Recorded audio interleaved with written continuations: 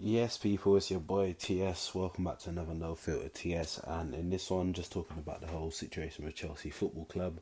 Obviously, announced that it's basically been seized by the government, and yeah, it's quite sticky. Obviously, Roman tried to come up with that thing the other day, talking about he's handing it over and stuff, and none of that was cutting. And the government have finally taken some sort of action and decided to seize the club, due to Abramovic's links to Putin, etc. And the club, I believe the seizure is on until the end of May. Within that time, it will need to be sold in a way which is guaranteed that none of the proceedings of it do go to Roman Abramovich. I know there was talks that he wanted the money to go towards the victims of the Russia Ukraine situation, but this is more so about ensuring that this money isn't going towards Russian soldiers who have gone to Ukraine to carry out this disgusting act and then therefore been injured in that.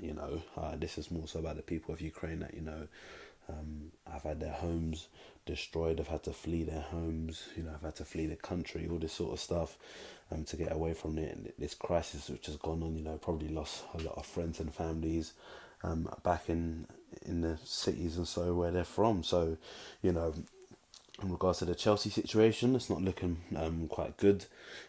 Only those who have season tickets are able to continue to attend matches, which will become a bit of an issue if Chelsea get to I believe it's the semi-finals of the FA Cup, and let's say the Champions League final as an example, as these games aren't listed into people's season tickets. They can't sell any home or away tickets. They can't sell any merchandise. Some people that were up at the club shop were some of the last people to purchase stuff from the club for this period of time. They're not able to make any transfers, so there'll be no, unless a new owner comes in relatively soon. There'll be no Haaland talk for this summer. That's for sure. No contract renewals. So for man like Rudiger and Asp, whose contracts were due to run out at the end of the season, they'll basically just be allowed to go. And I believe there's talk that Free is contemplating removing their sponsorship from them, so that's more money they're going to lose in that aspect.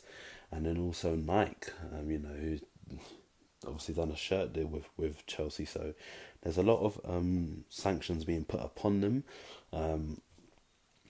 Whether you agree with it or not, I think the other side to the argument is that when England and America were doing what they were doing in places like Afghanistan and Iraq, there weren't any British people being sanctioned for this sort of stuff, to kind of try to stop what was happening in those countries. I think it's tough for the Chelsea fans. Obviously the memes are out there, and I found some of the memes funny. I'm not gonna, pretend some of the memes are funny.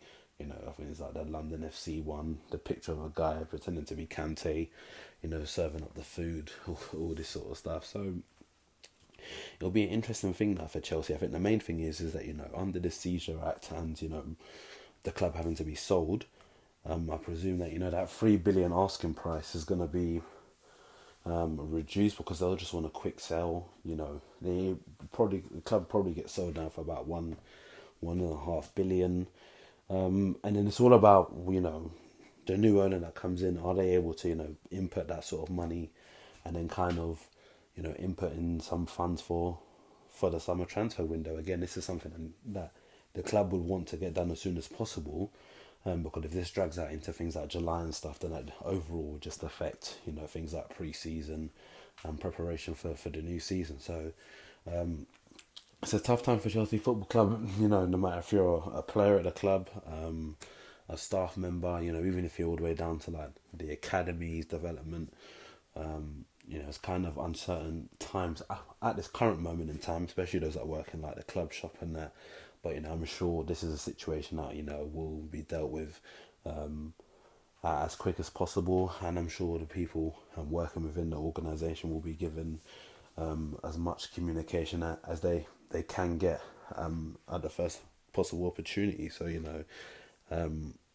we'll have to see what happens. You know how this is gonna stop Russia doing what they're doing in Ukraine. I don't see it too tough. Obviously, the government has probably acted late because a lot of them are in these people's pockets, truth be told.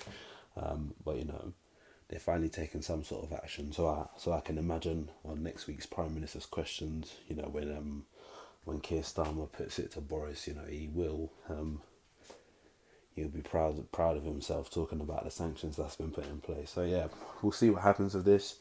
I'd be grateful to get your thoughts on it in the comment section below, and if you haven't already done so, hit the subscribe button now, and I'll catch you in the next one. Peace.